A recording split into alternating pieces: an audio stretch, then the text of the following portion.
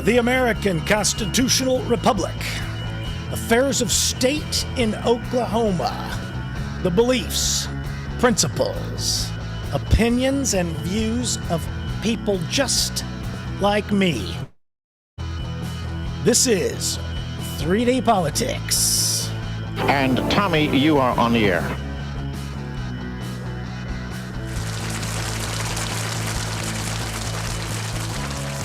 And trust me. Featuring your Verbal Viking, the Verbal Viking, Tommy McKay. Catch me at verbalviking.com to see all the stuff that I do. If you want to contact me, verbalviking@gmail.com. Here I am, the Verbal Viking, perspicuous plunder of conversation.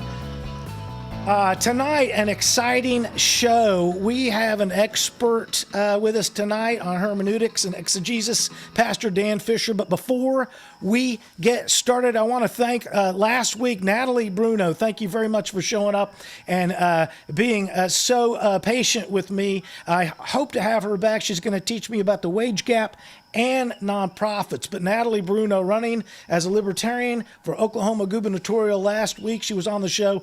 Check it out on the YouTube archives. And so thanks again, Natalie Bruno, last week. Also, a little bit of business coming up Friday. OTU Media hosts a drive-in movie night at the Bunker. The movie starts at 8:30. Be there by 8 if I were you. Mr. Smith Goes to Washington, drive-in movie night hosted by OTU Media right there at the Bunker, 5207 North Beverly, Oklahoma City. Next week also, I've got booked Kevin Batts from Red River TV. We're going to look at another one of his fine videos that he produces and analyze it step by step. But tonight we're going to answer a couple of questions. You've all heard of WWJD, what would Jesus do? I always say WJWJT, which is what jokes would Jesus tell?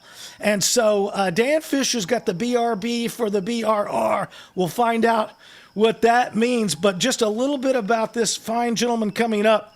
Dan Fisher, tonight we're going to talk about his Broadway-Style production. It's based on the facts of his 2015 book, Bringing Back the Black Robe Regiment. This is a story about our War of Independence and how the Black Robe Regiment is an integral part of our national inheritance of this United Federation of States we call America. We're going to get into that in the first half of the show. Second half of the show, Unlimited Submission is Dan Fisher's second book, where we dive into the questions, must we submit to a government that abuses the innocent or allows them to be abused? And must we submit to a government that denies or conceals the truth? The bullet point biography by age 23, pastor at Emmanuel Baptist Church in Poto. 23, already a full-time pastor. Trinity Baptist, Yukon, Oklahoma. Pastored there for 23 years. Currently co-pastor at Fairview Baptist in Edinburgh. 2008, he began to present Bringing Back the Black Robe Regiment. 2012, elected Oklahoma House of Representatives, where he served 2 terms. 2015, he authored the Black Robe Regiment book.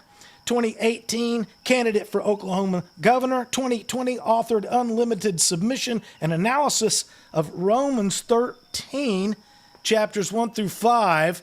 Let's see if we can reach Dan Fisher by sound. Are you there, Dan? Have we reached you? I am here. Let's see if we can beam you onto the show. See what we've got there. See what it should be. Oh, there it is. Goodness, we've got him. Here I am. Oh, whoa, got him there. Dan Fisher. That's an impressive resume you have, I got to say. Thank you. Well, I mean, clearly a man called to know his business. And so I can't wait for the second half of the show for you to teach us about Romans. But first of all, real quickly, I kind of went through some of the bio there, but tell us a little bit about yourself and how you moved so early to become a full-time pastor by age 23, and then eventually we'll find out how you learned about the Black Robe Regiment. So thanks again for being on the show. I appreciate you being here. Oh, man, it's great to be here. Well, I came to know the Lord when I was pretty young. I was about 8 years old, and then I felt called to preach when I was 10. Now, I didn't preach then, obviously, but by the time I was 16, I preached my very first sermon. And then by the time I was 22, I was on staff full time at First Baptist, Fort Smith, Arkansas. And then when I just turned 24, I was actually 23, but when I just turned 24, I did become the pastor over in Poto of Emmanuel Baptist, was there for 8 years. And then came on over to this part of the state and pastored in Yukon for 23 years. And then was part of a little church start. Now I'm over in Edmond with Paul Blair, and mixed into all that, as you read, was I ran for the legislature and served there for a couple of terms. In fact, my third term, I was unopposed. So I tell people, even I could win that race. But I was so busy pastoring and doing the Black Robe presentation, traveling all over. Something had to go. And to be honest with you, I felt like I was making the least amount of difference in the legislature with the kind of shell game they play. So, so I ditched it and been doing this and traveling all over the country and talking with guys like you. Well, this is fantastic. I come from the stage. That's where it all started for me. And so it's interesting to me that you were able to get a stage production happening so well that it took up all your time. You must be having success. I mean, you're having success with it. This is great. Yeah, these things, you never start off thinking, well, I'm gonna make this thing big and I'm gonna do this. I just learned the story of the Black Robe Regiment. I'd never heard of them through most of my life in ministry, and I thought, my God, where's this story been all of my life? So I just started doing a few presentations. One thing led to the next, and then I start doing it in a period costume, and then I've got a flintlock from the War of Independence, and then I'm acting on stage, and so here I am. Well, and the production, we're going to play about a 2.5 minute that illustrates the high level of quality that you're putting together with this Broadway-style production. This is some excellent stuff and authenticated with relic, etc. And so generally you're moved to serve the Lord. You pastor. How did you just real kind of a step back? Like I said, I get in your way here. Yeah, that's okay. You step back one step. What was the kind of a move that led you into the politics from the pulpit? We know how you got out, but how did you? What fire in your belly made you say, I'm going to run in the first place in 2012? Yeah. Well, first of all, I've never believed in separation of church and state. That's a myth. It's a lie. Secondly, I've never cared about political correctness, just biblical correctness. That's all that mattered to me. Right. So I've always been politically engaged. I've always believed that what makes men good Christians makes them good citizens. That's what Daniel Webster had to say. Right. So I've always preached the connection. I don't believe in the secular and the sacred for the Christian. Everything we do unto the Lord. So anyhow, I've always connected the dots, but finally went full bore. I believed if you're going to lead by example. So there was really no line to step over. The wife will tell me when we're going to a party, well, not the wife. She knows me better than this. But people will say, oh, well, don't talk politics or religion. I'm like, what else is there? Well, sure. There's literally no thing that's not permeated by politics and religion. So, okay, I see how you move that. And I do totally understand why you stepped out of the shark pit. You're not going to, that's just like, please bite me again, and then we'll pretend to be friends. That's so then you learned about the Black Robe Regiment. You got all fired up on it. And so let's get into the history. Let's take 15 minutes and teach the people who we want them to go see your production. We're going to plug those dates that you have coming up also later in the show. But tell the people essentially what we're learning about at your production. Yeah, well, the Black Robe Regiment, the British originally called these preachers the Black Regiment. And what it had to do with was in the 18th century, all preachers wore black robes when they preached.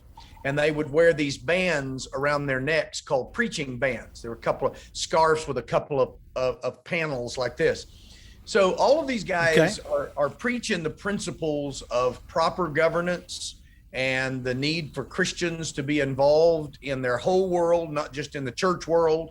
Right. And they've been preaching this in their pulpits for years. In fact, all the way back, you can go all the way back to the separatists that we call the Pilgrims. I mean, they didn't separate church and state, and so these guys didn't either. So they saw what was coming with the British and got really involved. Many of the preachers were in the Continental Congress. You've got guys like John Witherspoon, who became, well, he was the president of what became Princeton University. You got all these guys, and they're engaged. They know that if they don't get out from under the thumb of the king and parliament, they're going to have the Church of England forced on them. So these guys have been preaching from their pulpits all of these principles. So when the war came, they were the ones fanning the flames. I mean, these are the guys who are recruiting the men from their churches and their communities and leading them off to fight. Many of these preachers actually fought on the battlefield. They were holding flintlocks themselves. And the British knew that the preachers and their churchmen were the primary reason that America had declared its independence and were fighting this war. So they wanted to put a target on these preachers. So that's why they called them the Black Regiment. It was actually an American named Peter Oliver. He was a Tory. He sided with the British, who came up with the title, and it was in reference to the black robes they wore. So they hated these men, blamed the war on them, and if they captured these men on the battlefield, Tom, they would either throw them on a prison ship where they would die a slow, miserable death, or they would execute them. I tell the story of one pastor who was executed or murdered while he was trying to surrender on the battlefield. So in the short, that's who these preachers were. And they let out, and I'm convinced that it had not been for what these guys did, we would not know the America that we know today. Yeah, clearly they were able to discuss the principles of the righteous indignation Yeah. tonight. And so, but they were able to illustrate it with the verbiage from the pulpit of why it was righteous to go to battle, even if it was dangerous. And so, and I guess able to illustrate that it was a religious founded war. So how when you say there's no separate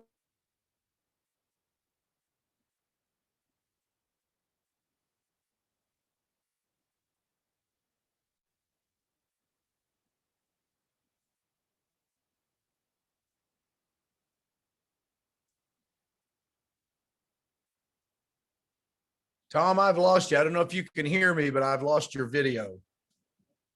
Uh-oh, I think we've There you frozen. go. Oh, there he is. Now, Okay. there we are. Sorry about that, man. I lost you. No, it's this is a normal.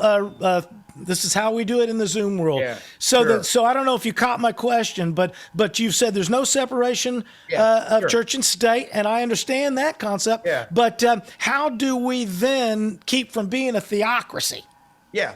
Well, these guys understood that governance is of the people. So that's what the Declaration of Independence clearly teaches. Government's not of government, it's of the people. The government derived their powers from the people. So these guys, first of all, understood that you have to represent all the people, not just the Christian folks, although Christianity had a huge input and effect in that time.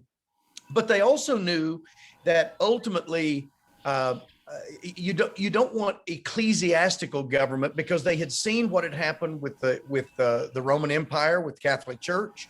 They had seen what had happened with the Church of England and the king. You got to remember that the king wasn't just the king of England; he was the head of the Church of England.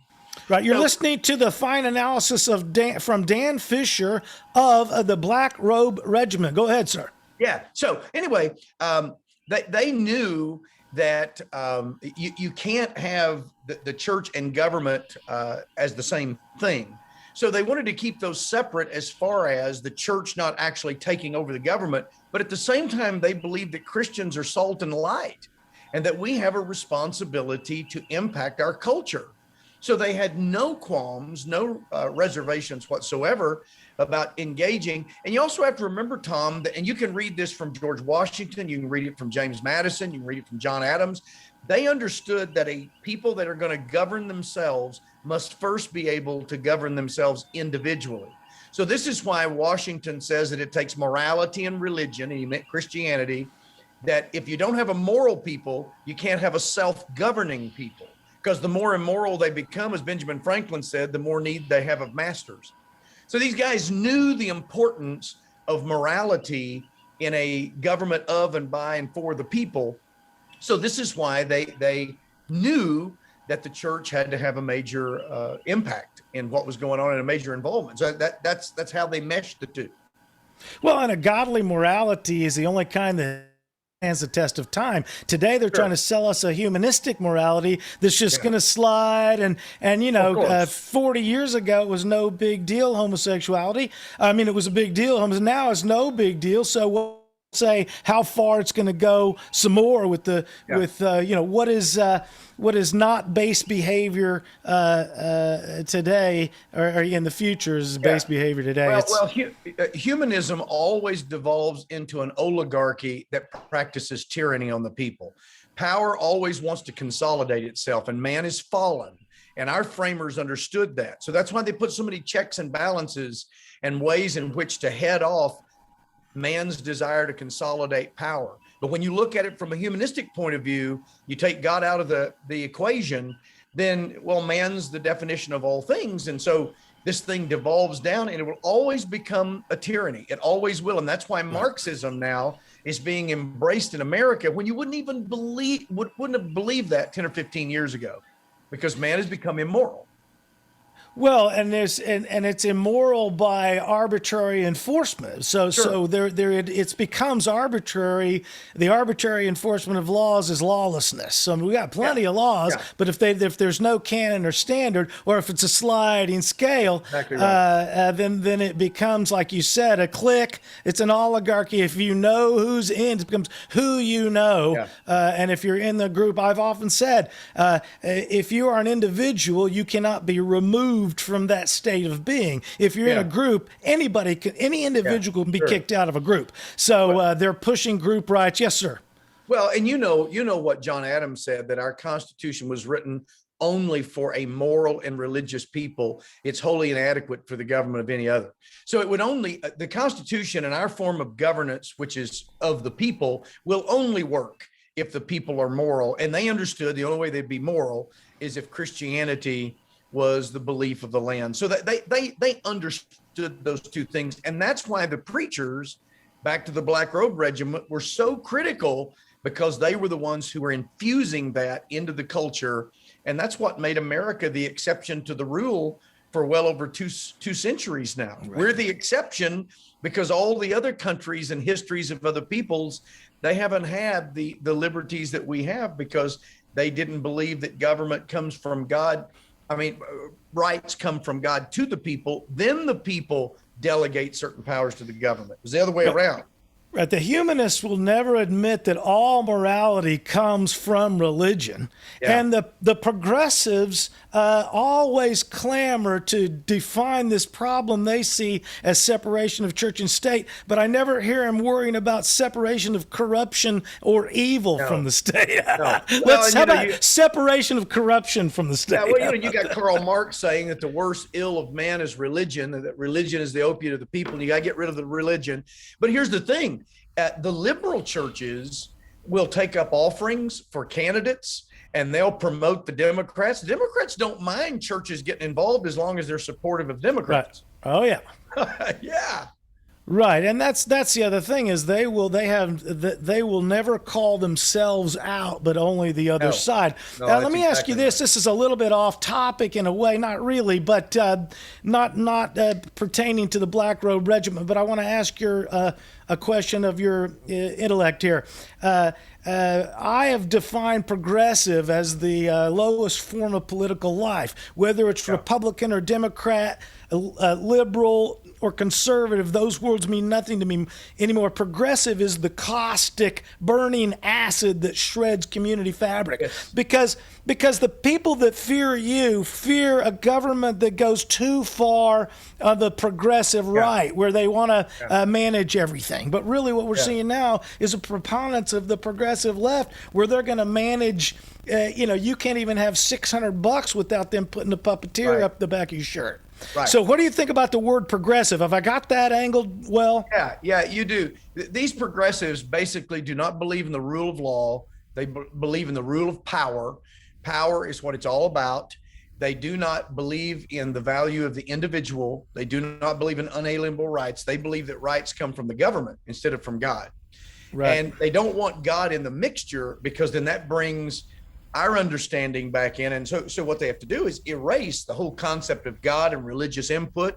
And it's all about man. And then, of course, man in his fallen state always wants to trump everybody else and have the power of everybody else. And that's what progressive. Well, and because you can see it in the history of the communist state, especially in Russia, the next guy always has to tear down the last guy so he can build his new humanistic ethics system, because there's always a scale in the humanism, and even if it's not sliding in ethics, it's sliding, like you say, in oligarchy or clique. It's always who you know, and if you're in the group, you're in, but you can always be kicked out at any one given time. So yes, sir.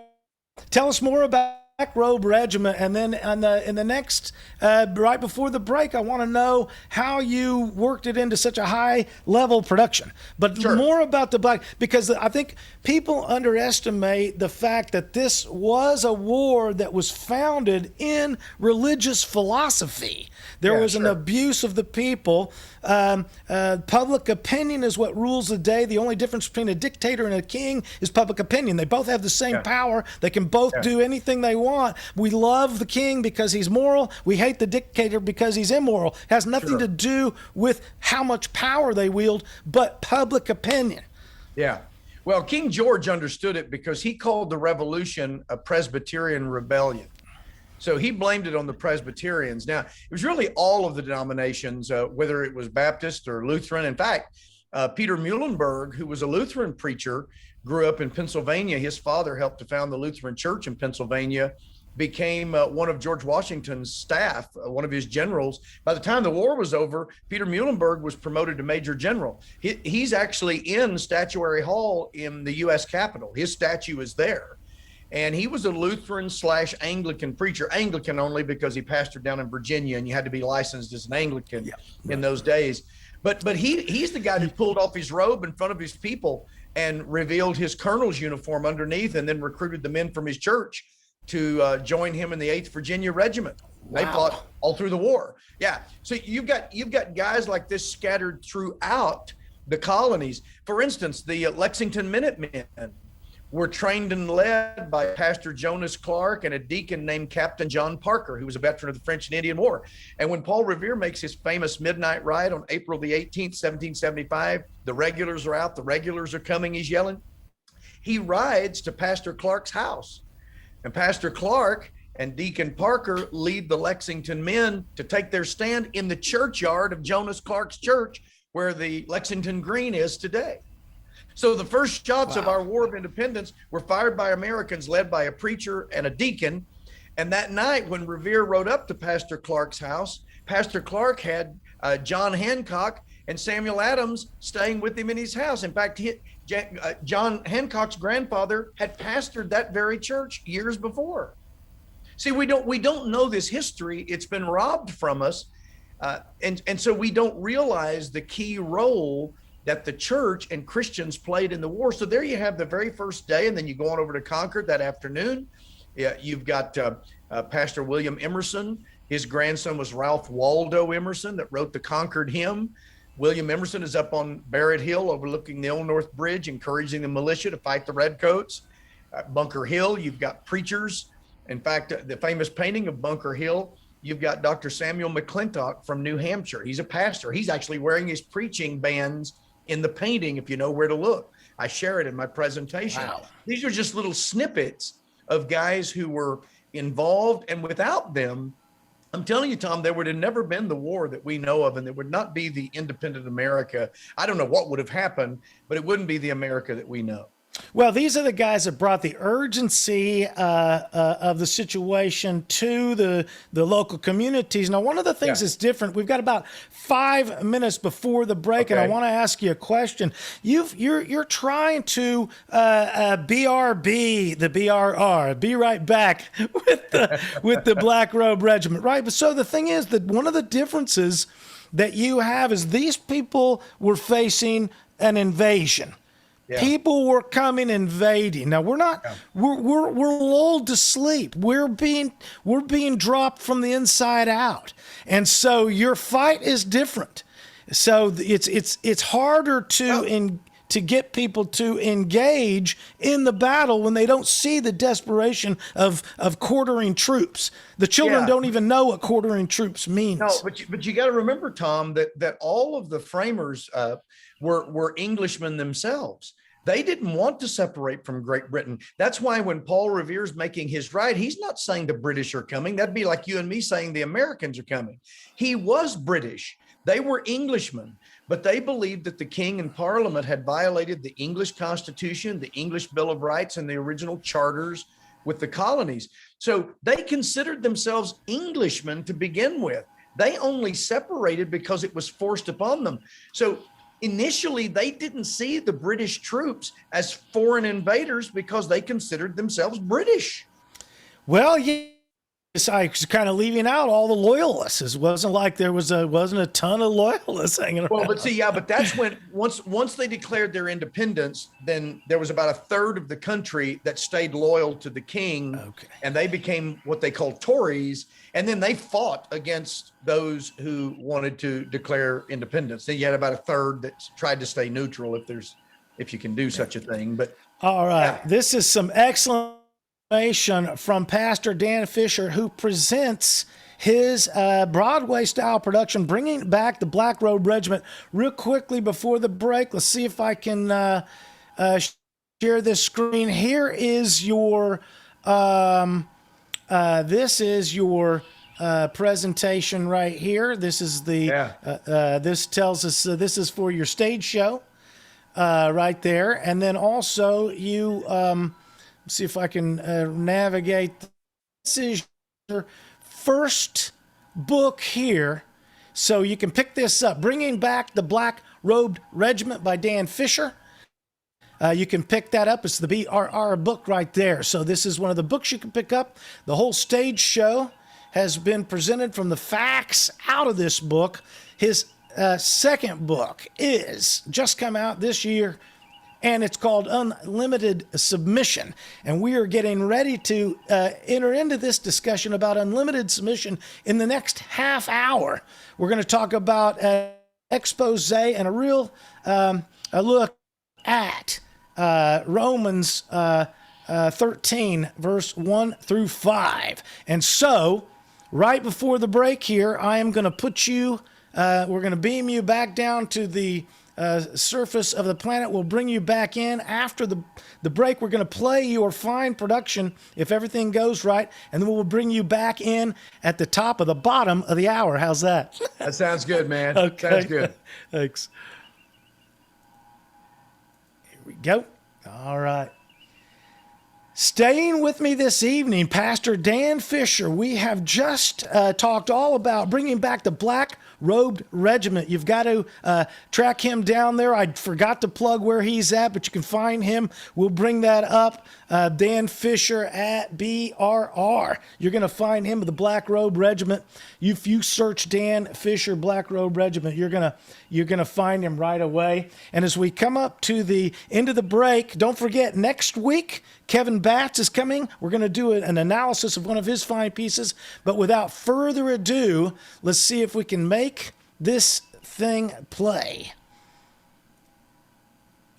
Oh, hold on. We got to do this.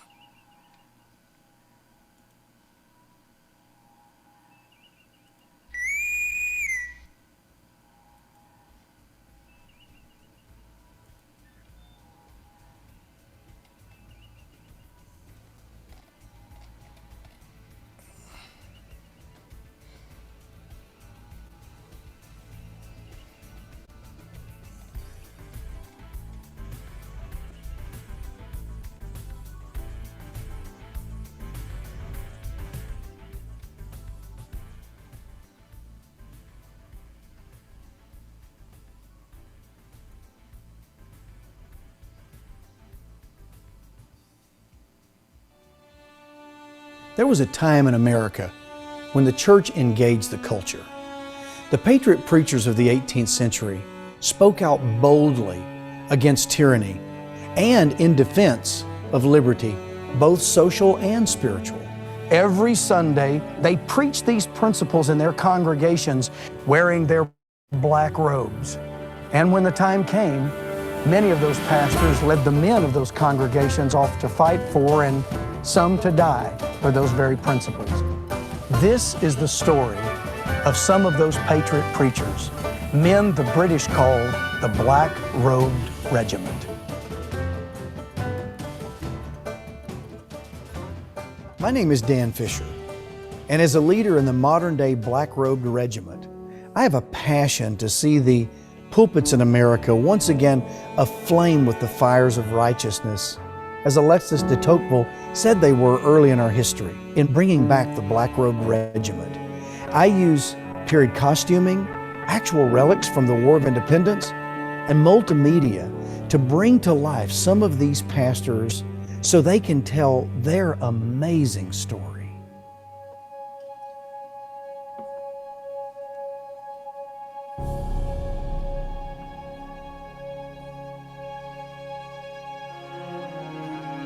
But this presentation is more than a trip back to the Revolution period. It's a clarion call to today's church. The stand of the 18th century church has relevance for us today. I'm convinced that the way they responded to their crisis can help us better understand how we can respond to the challenges we face today. If we believers here in the 21st century are not willing to stand like our 18th century ancestors stood, well, we could very well lose the freedoms that they won for us by their own sacrifice so many years ago in the War of Independence. This is why you won't want to miss this exciting presentation. I invite you to come and experience a time when the American church actually stood for what it believed. Your freedom, the freedom of your children and your grandchildren, could very well depend on what the church does today.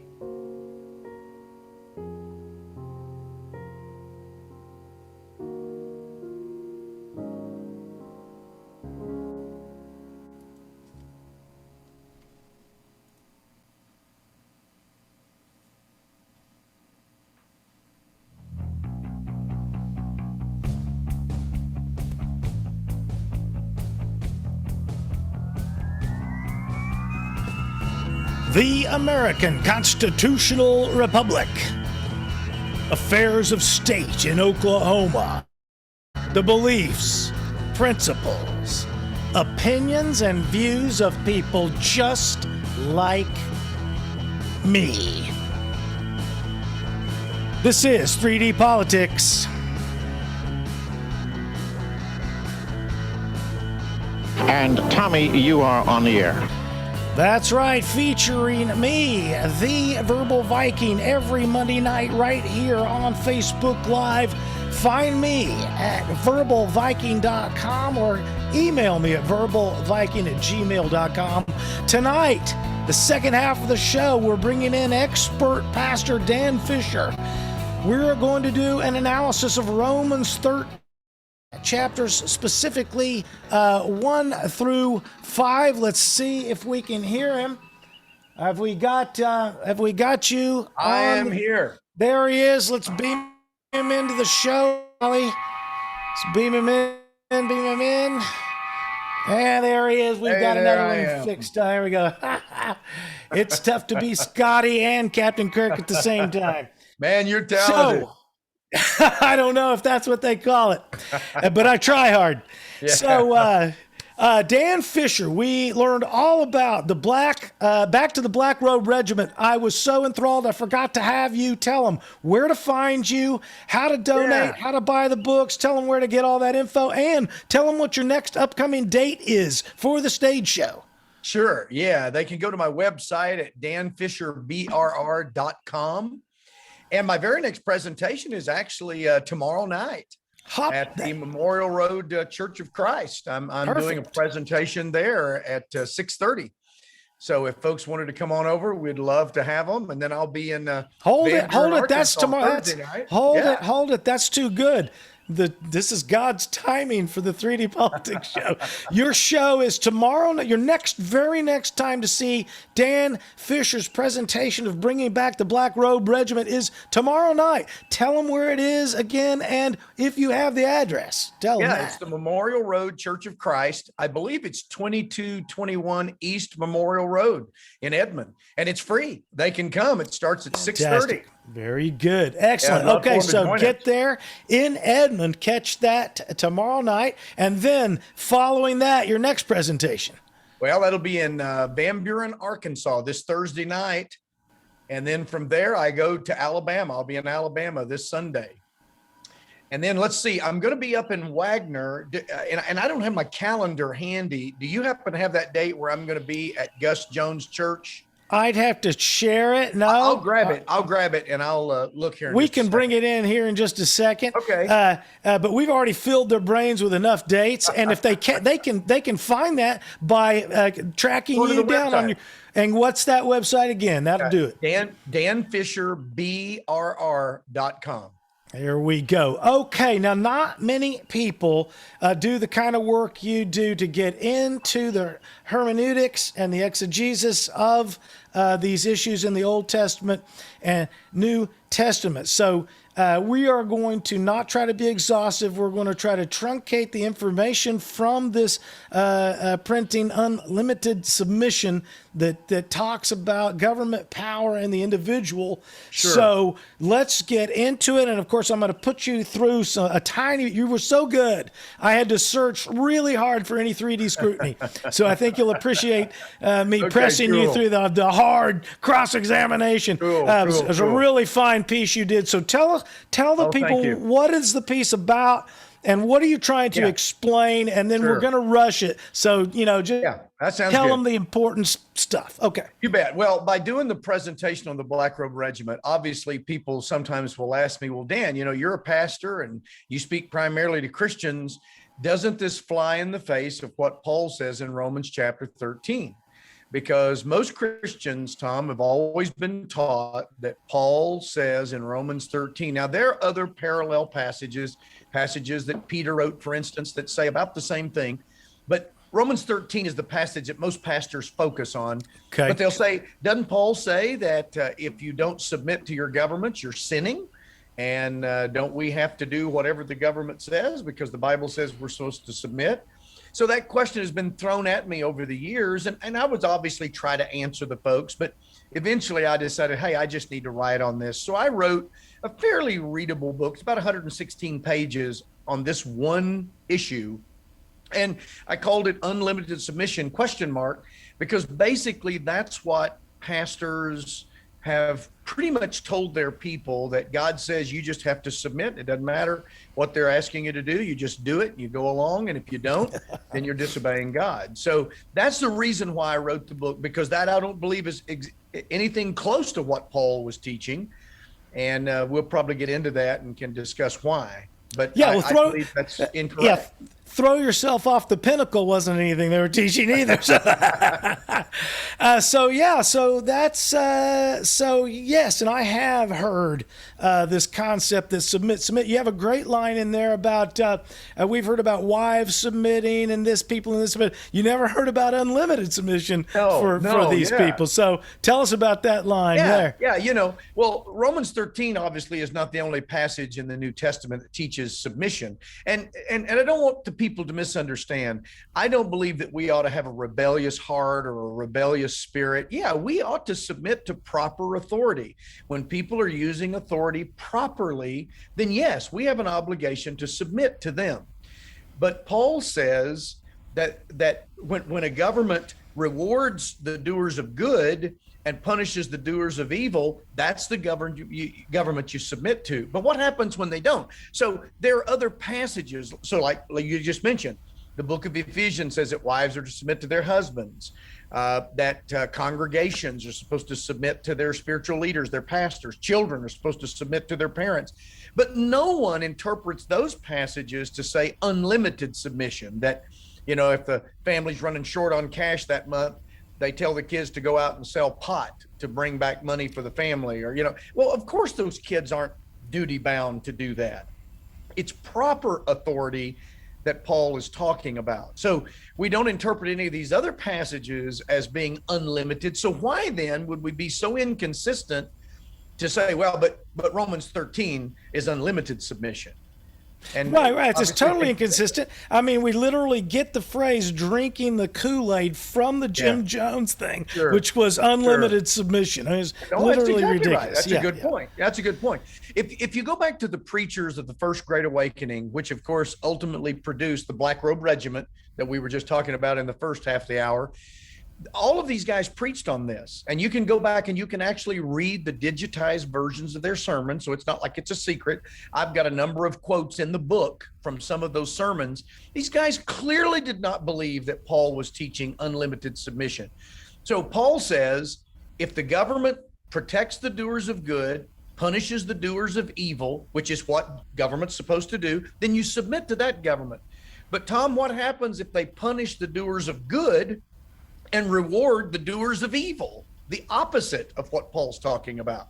Well, we don't have an obligation to submit to that kind of government, especially in these United States where we have a republic, where the government's not the one in charge, the people are.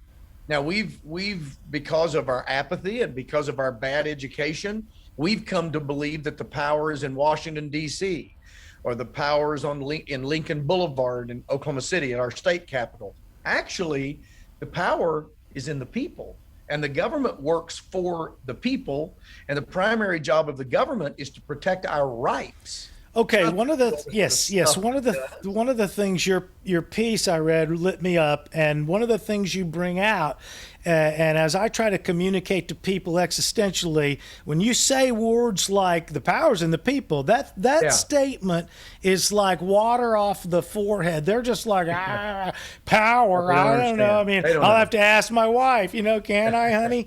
So, but the children today are taught to wait for the teacher. There's a story out of, I think it was Pittsburgh, the lady's being assaulted on the train. 40 minutes goes by and nobody. Yeah, they're all taking photographs. Nobody's willing to stick their neck out because it's it's not my department, No, but it's not just their problem. We've been trained by the government. Don't you dare act, because if you do, we'll throw the cuffs on you. Okay, so you're like, what am I supposed to do? You're not just against the assailant, you're against the government coming after you, and then the assailant will sue you with a defendant from the state. Well, I've damn near lost my thought here. Well, let me jump in here, because they've heard the same thing from the pulpit. So you take, for instance, John MacArthur, the very well-known pastor out in Southern California. I have a lot of respect for John. I quote from him a lot. I have a lot of his books. I'm familiar with him, yeah. But John is one of the leaders that has always taught that you've got to submit to the government no matter what. But he discovered a few months ago that unlimited submission must have some limits, because when California told him he had to shut his church down, he bowed up and said no. So I think John has had to learn a tough lesson that Paul didn't mean to submit in an unlimited fashion. When the government becomes a tyranny, we have a responsibility to stand up. So if your government becomes populated by tyrants, then if you don't stand up, your liberty's gone, and then the freedom to preach the gospel, the freedom to believe what you want to believe, is trampled down, and the church is driven underground. Do we want what it's like in communist China?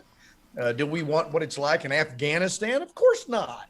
Okay, so you brought me, because they do not. Because you've reminded me. The power of the people is a phrase that they don't know what to do with. Consent of the governed is functional understanding, because their power is in their consent. Yeah, or that's exactly their right. denial. They don't. People, when you say power of the people, they will go, I'm not going to run for office. I'm not going to try. I'm not going to stick my neck out. The thing, all you have to do to enforce your power of the people is to not consent or to consent. No, that's right. This is a functional problem. When this gets us into the mandate with the jabs, the people are just consenting. No, that's exactly right. Yeah. So what else? If our rights come from government, if they do come from government, then government can take them away. Correct. And the framers understood that.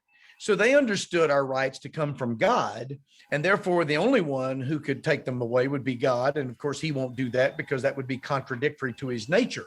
So they understood that government functions out of the consent of the governed, and that anytime government ceases to fulfill its primary role, and remember, the primary role of government is not to tax the citizens. The primary role of government is to protect our unalienable rights. And Thomas Jefferson says in the Declaration that when any government ceases to do that, the citizens not only have the right, they have the responsibility to either alter it, that means to correct it. It's what I call DEFCON 3, to abolish it. That means to wipe the slate clean and start over. That's DEFCON 2. Or if you've waited too long, you have to throw it off. That's DEFCON 1. Now, that's right out of the Declaration of Independence. Right. Yeah. So our people don't understand that, Tom, and that's why they are so gullible. And then when their pastors are telling them, well, Paul says in Romans 13, you got to roll over and submit. Then they say, well, my gosh, my government's telling me they're in charge. The pastor's telling me I can't do anything. So they just throw up their hands. It's no wonder why people are disengaged today, because the pastors are not leading and they're not teaching the whole counsel of God. All right. I'm going to take issue a little bit with you on whose fault it is, because I'm going to schools. I don't want to change the subject to Woodrow Wilson, but I mean, the federally funded state-run public schools have essentially ruined us. And every time you argue with the people from the public schools, Joy Hoffmeister can't make up her mind whether she's Republican or Democrat or a governor or a superintendent. You're listening to the brilliant Viking, the perspicuous plunder of conversation tonight with me, Pastor Dan Fisher. Go see his stage show, Bringing Back the Black Robe Regiment. Pick up the book by the same name, and tell them where to find you one more time as we reset here. Yeah, my website is Dan Fisher BRR, 3 letters, BRR.com. All right, Dan Fisher's got the BRB for the BRR. He's bringing them back. So consent of the governed is the key issue. It's a lot easier to explain that, I think, in some ways, but there's more power in it. Let me say this. Let me say this, Tom. You're right about the schools, but the schools would have never gotten into the shape that they are in if the pastors and their congregations had been engaged. You see, it's just like the pulpit of the 18th century in the 1700s. The reason why we stood up is the pulpit was engaged. But see, the pulpit today is disengaged. The majority of pastors won't even talk about subjects like this because they believe that it's somehow violating some kind of principle. Or, as George Barna discovered in 2014, these pastors are afraid that it'll hurt the attendance in their churches and bite into the offerings. Now, it's the bottom line. Some churches are afraid to. I mean, we don't do any hard sayings around here, you know. Right. Of that's course. That's too tough, you know. Well, but these pastors are hirelings, and so it's a career to them more than a calling, and so we have to we have to wake our people up, wake our pastors up, and if people are going to a church where the pastor won't engage these issues from a biblical perspective, then they need to go to a church that a pastor will. And I'm not suggesting that government is the total answer, because it isn't. But God established 3 institutions so that we could have a civil society, and they're found right in Scripture: the home, the state, and the church. Those are all 3 institutions of God. And it's just as biblical to preach on proper governance as it is to preach on marriage or on the church. But see, for the last 100 years or so, we've believed this separation of church and state nonsense. We've bought into this unlimited submission lie. And so we've not even taught the people the biblical view of government and the fact that Christians have to be engaged as salt and light, because if they aren't, they default to the godless like Nancy Pelosi and Chuck Schumer. So who do you want to govern you? Them? Let me ask you this. God? 2016, I ran for mayor. We were talking about the role of government, and I said one of the things that we've been taught as citizens is that it's our right to have our life and our right to have our property, and it's the police's responsibility to protect both. And I was like, no, our responsibility is to protect ourselves. It is the police's responsibility property to protect our stuff. I am supposed to be able to leave the house and know that the police won't just let mobs break into my house, but I can't expect them to be at my house and also protect me as I go to the store. Our job as citizens is this is why police are overworked. We're asking them to be in two places at the same time. That's right. If we would just ask them, the government's job is to protect our property, not our lives. Instead of calling 911 to save your life and waiting minutes when second counts, take care of your own business. Am I right about that? Sam Colt. Now pull out Sam There Colt you and go. take care of yourself. So what about the death penalty? I'm trying to cram a bunch of stuff in here. What about the death penalty? Yeah, Romans 13, in that very passage that we've been talking about, Paul says that the government does not bear the sword in vain. He's talking about capital punishment. Of course, the Bible supports the idea of capital punishment. That's where we get the original concept. In the 18th century, when our framers were around, if somebody was found guilty of brutal murder and sentenced to death, they didn't give them 2 or 3 or 10 years to appeal their case over and over and over. They gave them 24 hours and then they executed them. And there are recorded instances where the judges looked at the guilty and said, you have 24 hours. I would suggest you get your heart right with God because you're about to meet him. See, we have completely strayed from that understanding of justice. And so this is why the framers thought it necessary to ensconce into the Second Amendment your right to protect yourself. That Second Amendment has nothing to do with hunting deer or shooting ducks. It has to do with protecting yourself against bad guys, including bad government. Okay, so one of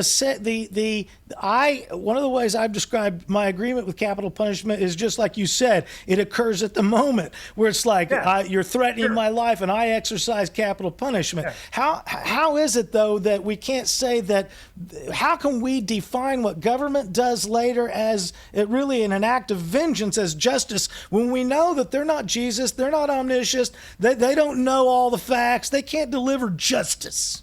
Well, Paul says that they do. He says that they are an avenger of God. They're a minister of God. They, meaning the government, if they're proper, they avenge the evil.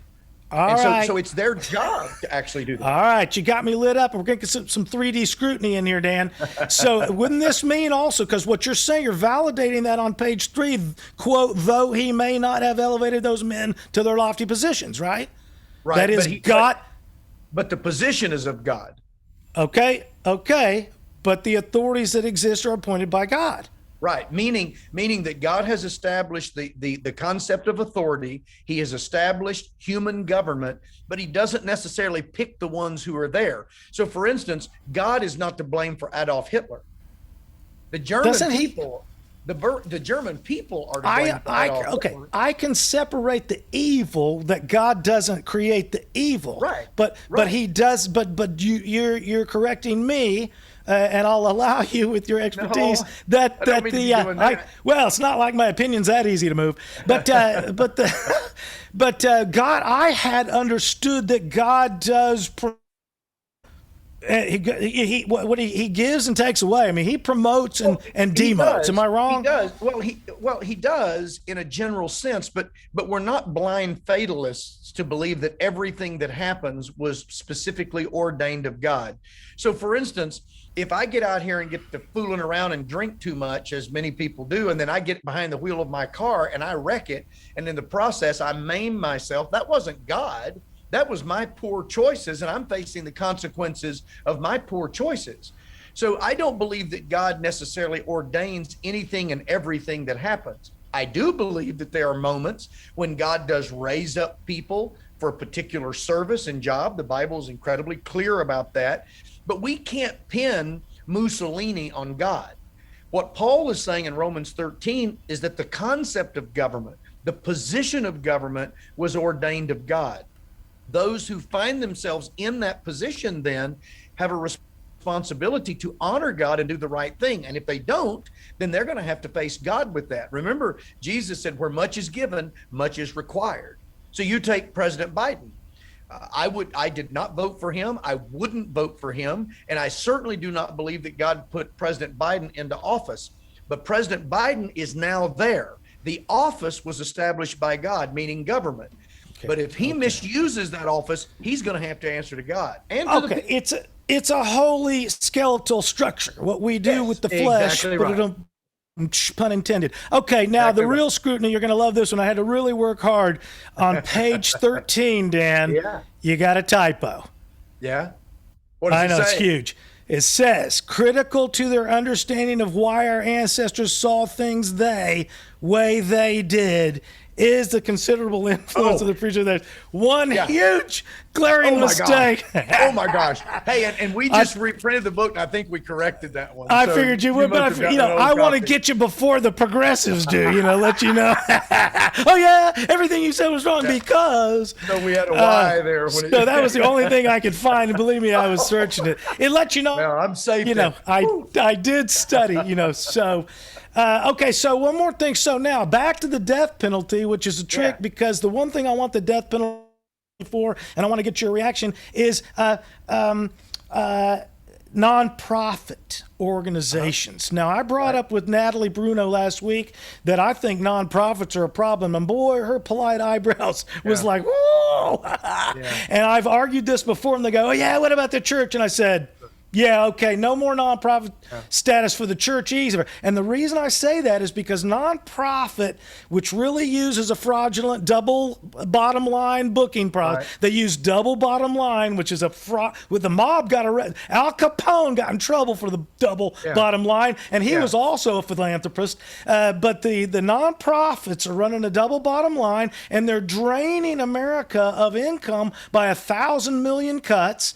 Okay, they don't pay their fair share, literally. And in my argument, to be consistent, I'd said until we're out of debt, when America has a balanced budget and we're out of debt, then you can start up the we got extra money routine like in the 20s. What do you think about the nonprofit? We got as much time as you want. Okay. All right. Well, let's first begin with the idea that the reason we're out of money is not because of the nonprofits, because of the spending in Congress, just like the spending that they just approved in this infrastructure bill. Don't correct me that fast.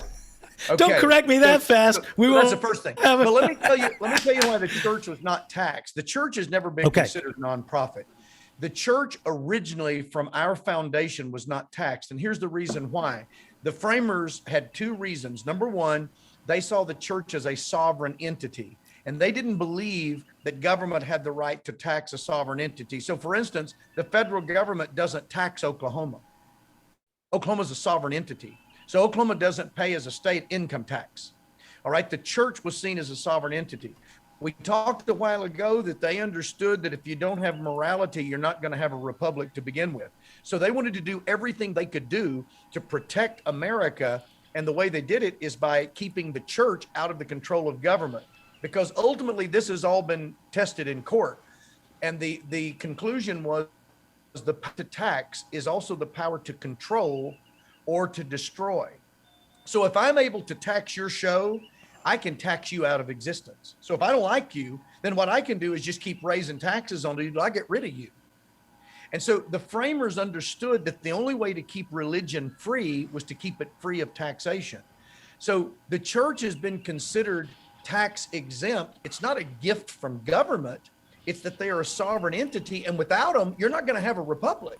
And if you can tax the church, they'll just control it, because everything else the government taxes, it controls or it destroys. Doesn't the government control the church by registration? When we talk about religion, you can't just say, look, I'm a religion, that you have to be recognized. Well, but churches do not have to be a 501c3 to be tax-free. I could form a church tomorrow, and if it meets the definition of what a church is, and that's pretty simple, you don't have to be a 501c3. Churches for decades were not 501c3. There's something to learn tonight right there. Okay, because I thought there was 501c3. The C means corporation. Churches only started filing and becoming 501c3s back in the late 70s and early 80s, when everybody was afraid of legal liability, somebody slipping and falling at church, and instead of just suing the church, they sue all the members.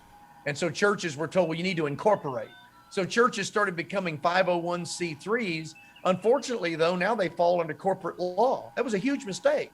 They were already tax-free by just being a church. And you don't have to, So that's fantastic. So they're not a 501c3, what does the church file under? Well, you don't file. Churches don't file. That's just it. From the very beginning, the government said the church is its own entity. Without them, we're going to corrupt so badly, we won't have a republic. So we don't have the authority to control the church. So they never even tried to.